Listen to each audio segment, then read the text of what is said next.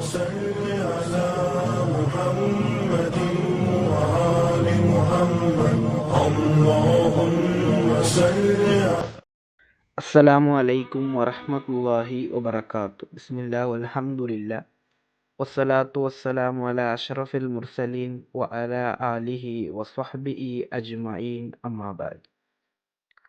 ಬರಕತ್ತಿರುವಂತಹ ಸ್ತ್ರೀ ಯಾರು ಗೊತ್ತೇ? ಮನೆಯಲ್ಲೂ ಕುಟುಂಬದಲ್ಲೂ ಅವಳಿಗಾಗಿದೆ ಬರಕತ್ ಜಾಸ್ತಿ.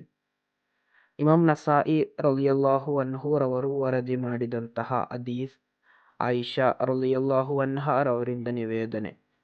ಅನ್ನಬಿಯಿನ್ ಸಲ್ಲಲ್ಲಾಹು ಅಲೈಹಿ ವಸಲ್ಲಂ ಫಾಲ, ಪ್ರವಾದಿ ಸಲ್ಲಲ್ಲಾಹು ಅಲೈಹಿ ವಸಲ್ಲಂ ಅವರು ಹೇಳುತ್ತಾರೆ,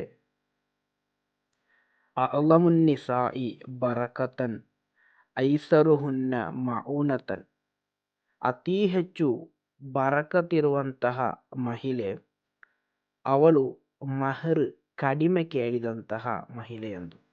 ಅಂದರೆ ಮಹರಿನಲ್ಲಿ ನನಗೆ ಅಷ್ಟು ಬೇಕು ಇಷ್ಟು ಬೇಕು ಎಂದು ಹೇಳದೆ ಪತಿ ಕೊಟ್ಟದ್ದನ್ನು ಸ್ವೀಕರಿಸುವಂತಹ ಮಹಿಳೆ ಅವಳಿಗಾಗಿದೆ ಬರಕತ್ ಜಾಸ್ತಿ ಎಂದು.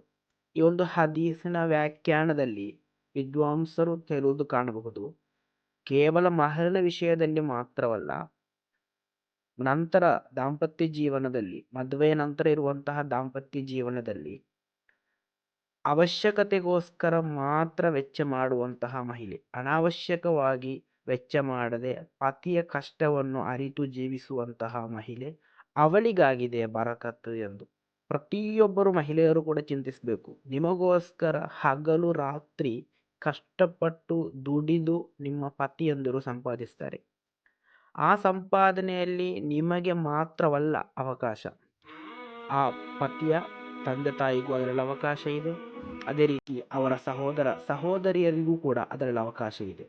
ಆದ್ದರಿಂದ ನಿಮಗೆ ಎಷ್ಟು ಅವಶ್ಯಕತೆ ಇದೆಯೋ ಅಷ್ಟು, ಅಂದರೆ ಜಾಸ್ತಿ ಅಥವಾ ಅನಾವಶ್ಯಕವಾಗಿ ವೆಚ್ಚ ಮಾಡುವುದು, ಬಟ್ಟೆಯನ್ನು ಖರೀದಿಸುವುದು ಮತ್ತಿತರ ವಸ್ತುಗಳನ್ನು ಖರೀದಿಸುವಂತಹ ಸ್ವಭಾವ ಇರಬಾರದು.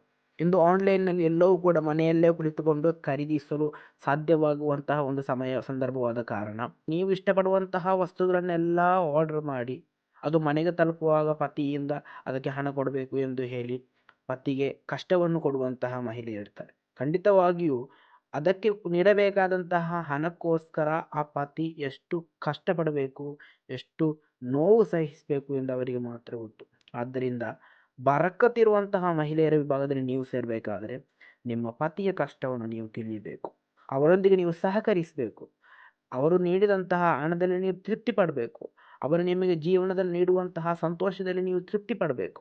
ಹೊರತು ಇನ್ನೊಬ್ಬರನ್ನು ತೋರಿಸಿ ಅವರಂತೆ ಆಗಬೇಕು, ಆ ರೀತಿ ಆಗಬೇಕು ಎಂಬಂತಹ ಬಯಕೆ ನಿಮಗೆ ಆಗಬಾರದು. ಆದ್ದರಿಂದ ಪತಿಯ ಸಂತೋಷದಲ್ಲಿ ನಿಮ್ಮ ಸಂತೋಷವನ್ನು ನೀವು ಕಂಡುಕೊಳ್ಳಿ. ಆ ರೀತಿ ನೀವು ಜೀವಿಸುವುದಾದರೆ ಖಂಡಿತವಾಗಿ ನಿಮಗೆ ಬರಕತ್ತುಳ್ಳಂತಹ ಮಹಿಳೆಯಾಗಿ ಜೀವಿಸಲು ಸಾಧ್ಯ. ನಿಮ್ಮ ಮನೆಯಲ್ಲೂ ನಿಮಗೆ ಬರಕತ್ ಇರುತ್ತದೆ, ನಿಮ್ಮ ಕುಟುಂಬದಲ್ಲೂ ಕೂಡ ನಿಮಗೆ ಬರಕತ್ ಸಿಗುತ್ತದೆ. ಅಲ್ಲಾಹನು ಆ ರೀತಿಯಾದಂತಹ ಮಹಿಳೆಯರಲ್ಲಿ ಈ ತರಗತಿ ಕೇಳುವಂಥ ಎಲ್ಲ ಮಹಿಳೆಯರನ್ನು ಅಲ್ಲಾಹನು ಸೇರಿಸಲಿ. ಅಸ್ಸಲಾಮು ಅಲೈಕುಂ ವರಹಮತುಲ್ಲಾಹಿ ವಬರಕಾತು.